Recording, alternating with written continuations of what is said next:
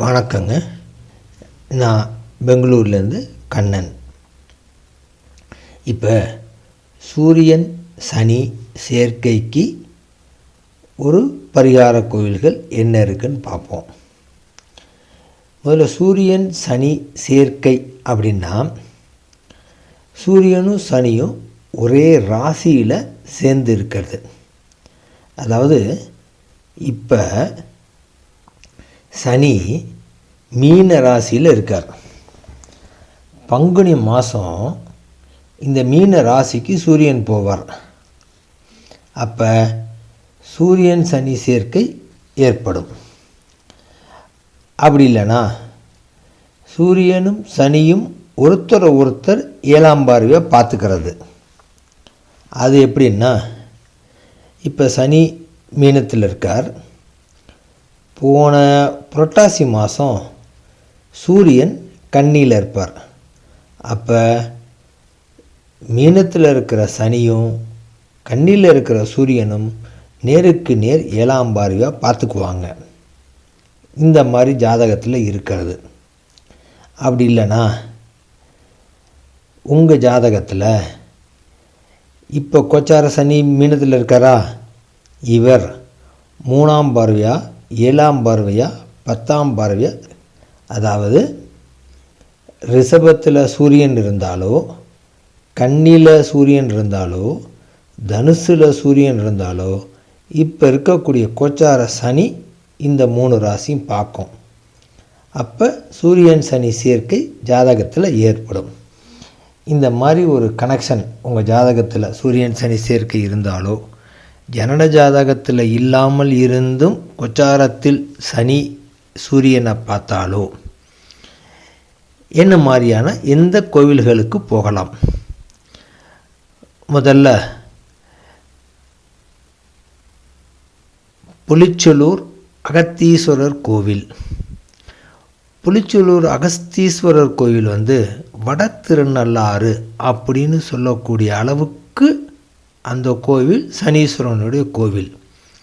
அந்த கோவிலில் சித்திரை மாதத்தில் 7, 8, 9 தேதிகளில் சூரியன் சிவலிங்கத்து மேலே விழும். அதாவது அந்த கோவிலில் சூரியனுடைய கிரகணங்கள் சிவலிங்கத்து மேலே விழும். அது சூரியன் சக்தி வாய்ந்த இடமாக மாறும். அது சனீஸ்வரன் கோவில். அப்போ அந்த கோவிலில் சூரியன் சனி சேர்க்கை உள்ள ஸ்தலம் அது.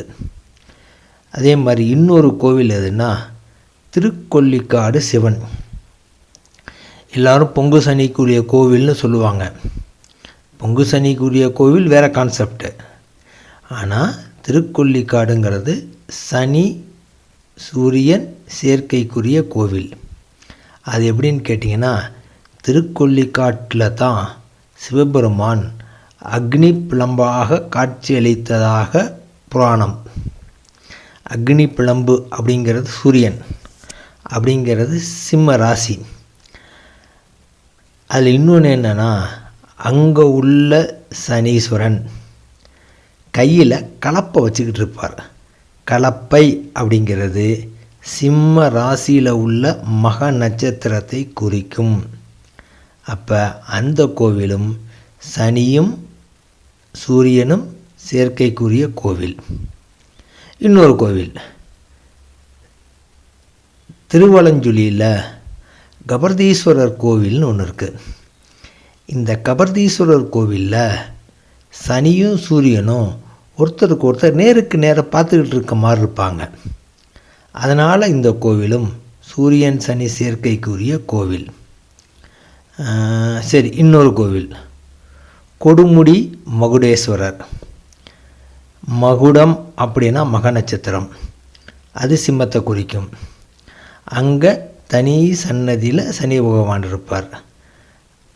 அதாவது சனி சிம்மம் சூரியன் சேர்க்கை அந்த கோவிலில் உண்டு. இப்படி தாங்க பரிகார கோவில் அப்படிங்கிறது. இந்த மாதிரி அந்த கோயிலில் உள்ள அமைப்பு, அந்த கோயிலில் உள்ள தெய்வங்கள் எந்த அமைப்பில் இருக்காங்க, அந்த கோவிலில் என்ன புராணம் இருக்கிறது, ஸ்தல புராணம் சொல்லுவாங்களே, அந்த தல புராணம் என்ன சொல்லுது, இதை வச்சு தாங்க கோவில் பரிகாரத்துக்கு எடுக்கணும். ஸோ இதெல்லாம் இப்போ பார்த்ததெல்லாம் சனி சூரியன் சேர்க்கைக்கான கோவில். ஜனன ஜாதகத்தில் சனி சூரியன் சேர்க்கை இல்லாட்டி கூட கோச்சார சனி சூரியனை பார்த்தாலும் இந்த கோவில்களுக்கு சென்று வரலாம். நல்லதுங்க. நன்றி.